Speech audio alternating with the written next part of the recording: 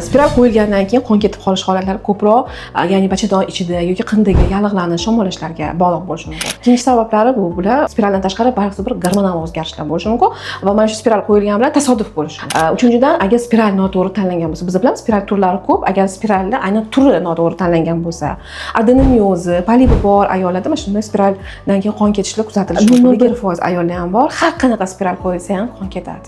Shunchaki ularning organizmi shu spiralni qabul qilmaydi. Tabiiy usul edi, tabiiy usullar bor bir nechta. Birinchisi bular laktatsiya davrida bilishadi ko'pchilik. Bu ham demak emizikli ayollarda hayz ko'rmasligi oqibatida shu paytda demak taxmin qilishadi, ovulyatsiya bo'lmaydi va homilador bo'lmayman deb.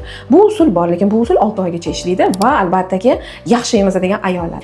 Ikkinchi usulimiz bular kalendar metod, ya'ni taxminiy ovulyatsiya kunlarini hisoblab, mana shu ovulyatsiya kunlarida qo'shimcha prezervativ va boshqa usullar bilan saqlanib turiladi va boshqa payt kunlari esa saqlanadi. Va uchinchisi bular to'xtatilgan jinsiy aloqa. Lekin bu uchala usul ham juda ham effektiv emas. Shuning uchun albatta bunaqa holatlarda men har doim implanomni tavsiya qilaman. Implanom qo'lga qo'yiladigan kontratseptiv vosita hisoblanadi va u o'zida gormon saqlovchi bo'lganligi uchun sizdan doimiy ichish yoki doimiy qo'llash tavsiya qilinmaydi. Shunchaki qo'yiladi va albattaki sizda bezovtalik, ya'ni qon ketishlar kuzatilmaydi.